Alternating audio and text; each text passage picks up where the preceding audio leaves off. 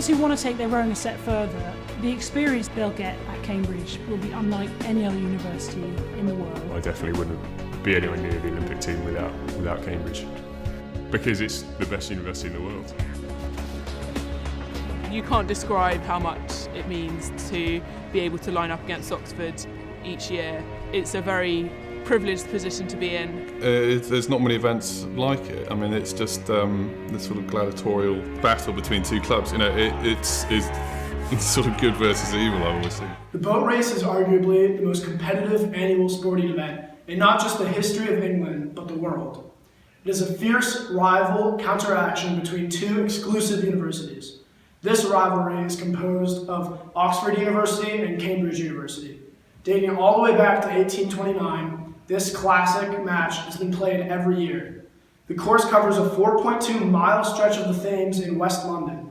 Members of both teams are referred as Blues because both school colors are blue, Cambridge being light blue and Oxford being navy blue.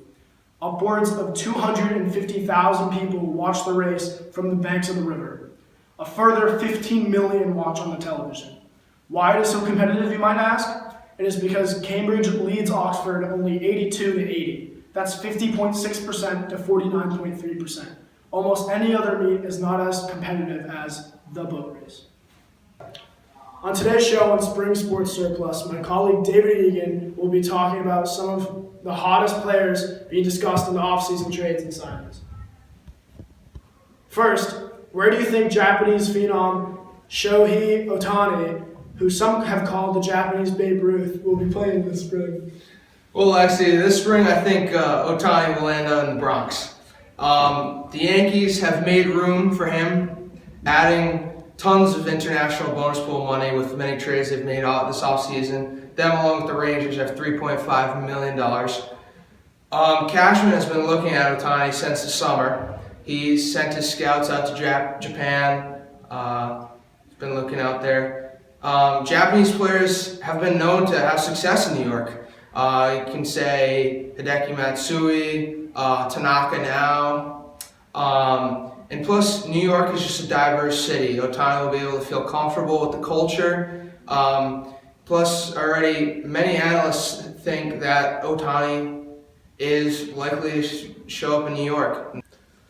Another player that has been receiving a lot of buzz in the baseball world is 2017 NL MVP Giancarlo Stanton. Do you think he gets traded this offseason in Derek Jeter's attempt to rebuild the Miami Marlins? And if so, where do you think he lands?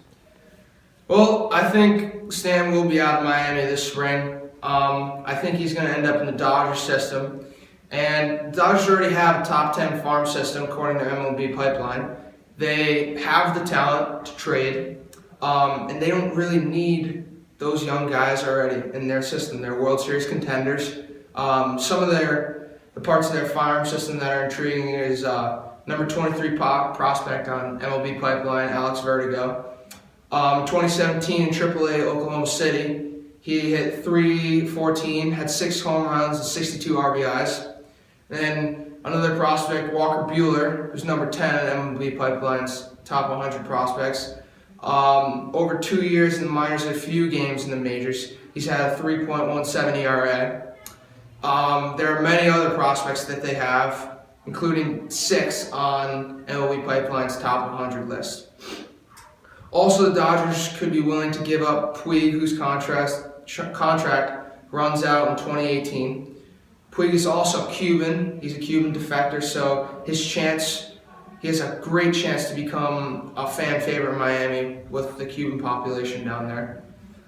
In Miami's perspective on the whole situation, they could be thinking in a way that Stan has gave so much to the city of Miami, and they could do him a favor by sending him to LA, where he grew up and has a chance at a World Series. Finally, let's talk about free agent J.D. Martinez. His second half with the Diamondbacks this past season was nothing short of phenomenal, and he played a huge role in their run for the wild card bid. Where do you think he'll end up signing up this season? Well, I think Martinez ends up in St. Louis. The Cardinals have been searching for a big bat. They have the money to sign him. They're number 6 in the league's highest payroll, just under $118 million. Martinez's stats for 2017 season, he was a 300 hitter, he had 45 home runs and 104 RBIs. And the Cardinals team leaders, they were not the greatest hitters this season. Their team leader in average was Tommy Pham, who was their left fielder. He had 306. Most home runs they had by a player was Paul DeJong. He had 25 home runs. And then their team leader in RBIs was Yadier Molina, and he only had 82, while only playing 136 games. So something the Cardinals might be looking into is putting Martinez in left, Fowler in center, and then Randall Grichuk and Steve Biscotti will have to fight for a spot in right field. Also, Martinez strived in the NL with the Diamondbacks the second half of the 2017 season. He had 29 of his 45 home runs there, knocking in 65 of his 104 RBIs. Well, it seems we are running out of time, so thank you for watching. We'll see you next week's Spring Sports Surplus episode. Driven to right field. That ball is way back, and JD has gone deep the other way. A 3-run shot. 2-1 to Martinez. Swing and a drive, way back and way out of here. 2-run homer, JD. And the lead goes to 7-2. JD Martinez.